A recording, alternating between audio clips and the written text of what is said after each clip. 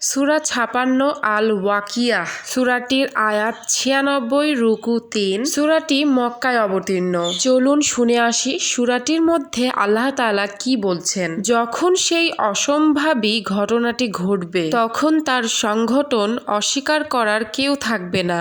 অনেককে করা হবে নিচু, অনেককে করা হবে উঁচু। যখন পৃথিবী প্রবল কম্পনে হবে প্রকম্পিত আর পাহাড়গুলো হবে চূর্ণ বিচূর্ণ, তখন তা বিক্ষিপ্ত ধূলিকণায় পরিণত হবে আর তোমরা হবে ৩ অংশে বিভক্ত। তখন হবে ডান দিকের একটি দল, কত ভাগ্যবান ডান দিকের দল, আর বাম দিকের একটি দল, কত দুর্ভাগা বাম দিকের দলটি। আর ইমানে অগ্রবর্তীরা তো পরকালেও অগ্রবর্তী, তারাই আল্লাহর নৈকট্য প্রাপ্ত, তারা থাকবে নিয়ামতে পরিপূর্ণ জান্নাতে। পূর্ববর্তীদের মধ্য হতে বহু সংখ্যক আর পরবর্তীদের মধ্য হতে কম সংখ্যক, তারা থাকবে মণিমুক্তা খচিত আসনে, তাতে তারা হেলান দিয়ে বসবে পরস্পর মুখোমুখি হয়ে। তাদের চারপাশে ঘুরঘুর করবে সেবায় নিয়োজিত চির কিশোররা, পানপাত্র, কেটলি আর ঝর্ণার প্রবাহিত স্বচ্ছ সুরাই ভরা পেয়ালা নিয়ে। তা পান করলে মাথা ঘুরবে না, জ্ঞানও লোপ পাবে না। আর নানান ফলমূল ইচ্ছে মতো যেটা তারা বেছে নেবে, আর পাখির গোস্ত যেটা তাদের মনে চাইবে। আর সেখানে থাকবে ডাগর ডাগর উজ্জ্বল সুন্দর চোখওয়ালা সুন্দরীরা, সযত্নে লুকিয়ে রাখা মুক্তোর মতো তাদের কর্মের প্রতিদান হিসেবে। সেখানে তারা শুনবে না কোনো অনর্থক কথাবার্তা আর পাপের বুলি, এমন কথা ছাড়া যা হবে শান্তিময় নিরাপদ। আর ডান দিকের দল কত ভাগ্যবান ডান দিকের দল, তারা থাকবে কাঁটাবিহীন বড়ই গাছগুলোর মাঝে, কলা গাছের মাঝে, যাতে আছে থরে থরে সাজানো কলা, বিস্তীর্ণ অঞ্চল জোড়া ছায়ায়, অবিরাম প্রবহমান পানির ধারে, আর পর্যাপ্ত ফলমূল পরিবেষ্টিত হয়ে, যা কখনো শেষ হবে না, কখনো নিষিদ্ধও হবে না। আর উঁচু উঁচু বিছানায় তাদেরকে, অর্থাৎ ওই হুরদেরকে আমি সৃষ্টি করেছি এক অভিনব সৃষ্টিতে, আর তাদেরকে করেছি কুমারী, স্বামী ভক্তা, অনুরক্তা আর সমবয়স্কা। এসব হলো ডান দিকের লোকদের জন্য, যারা হবে পূর্ববর্তীদের মধ্য হতে বহু সংখ্যক আর পরবর্তীদের মধ্য থেকে বহু সংখ্যক।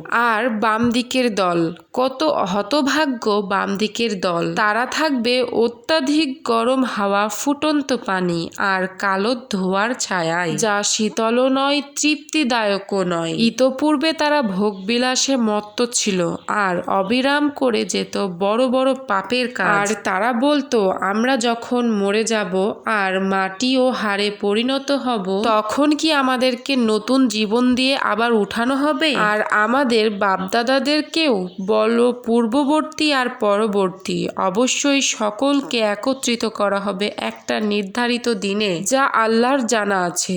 তখন হে গোমরাহ সত্য প্রত্যাখ্যানকারীরা, তোমরা অবশ্যই জাক্কুম গাছ থেকে আহার করবে, তা দিয়ে তোমরা তোমাদের পেট ভর্তি করবে, আর তার উপর পান করবে ফুটন্ত পানি, আর তা পান করবে পিপাসা কাতর উটের মতো। প্রতিফল দেওয়ার দিনে এই হবে তাদের আপ্যায়ন, আমিই তো তোমাদেরকে সৃষ্টি করেছি, তাহলে তোমরা সত্যকে বিশ্বাস করবে না কেন? তোমরা কি ভেবে দেখেছ, তোমরা যে বীর্য নিক্ষেপ করো তা কি তোমরা সৃষ্টি করো না, তার সৃষ্টিকর্তা আমি। তোমাদের মধ্যে মৃত্যু আমি নির্ধারণ করি, আর আমি কিছুমাত্র অক্ষম নই তোমাদের আকার আকৃতি পরিবর্তন করতে, আর তোমাদেরকে নতুন ভাবে এমন এক আকৃতিতে সৃষ্টি করব যা তোমরা জানো না। তোমরা তোমাদের প্রথম সৃষ্টি সম্বন্ধে অবশ্যই জানো, তাহলে আল্লাহ যে তোমাদেরকে পুনরায় সৃষ্টি করতে সক্ষম এ কথা তোমরা অনুধাবন করো না কেন? তোমরা কি ভেবে দেখেছ, তোমরা যে বীজ বপন করো সে সম্পর্কে তোমরাই কি তা উৎপন্ন করো, না আমি উৎপন্নকারী? আমি ইচ্ছে করলে তাকে অবশ্যই খড়কুটা করে দিতে পারি। তখন তোমরা হয়ে যাবে বিস্ময়ে হতবাক আর বলবে যে আমরা তো দায়গ্রস্ত হয়ে পড়লাম, বরং আমরা বঞ্চিত হয়ে গেলাম। তোমরা কি পানি সম্পর্কে চিন্তা করে দেখেছো, যা তোমরা পান করো তা কি তোমরাই মেঘ থেকে বর্ষণ করো, নাকি তার বর্ষণকারী আমি? আমি ইচ্ছে করলে তাকে লবণাক্ত করে দিতে পারি। তাহলে কেন তোমরা শুকর আদায় করো না?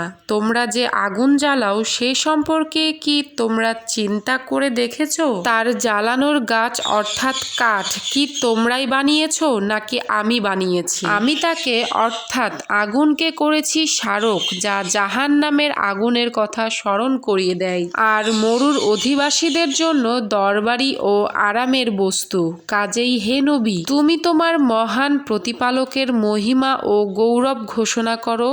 উপরন্তু আমি শপথ করছি তারকারাজির অস্তাচলের, তা অবশ্যই অতি বড় শপথ যদি তোমরা জানতে।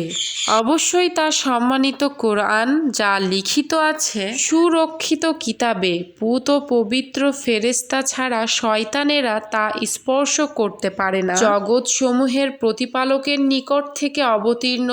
তবুও কি তোমরা এ বাণীকে তুচ্ছ মনে করছো আর তাকে মিথ্যা বলাকেই তোমরা তোমাদের জীবিকা বানিয়ে নিয়েছো?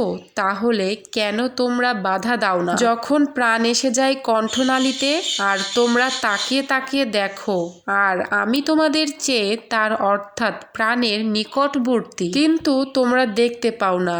তোমরা যদি আমার কর্তৃত্বের অধীন না হও তাহলে তোমরা তাকে অর্থাৎ তোমাদের প্রাণকে মৃত্যুর সময় ফিরিয়ে নাও না কেন?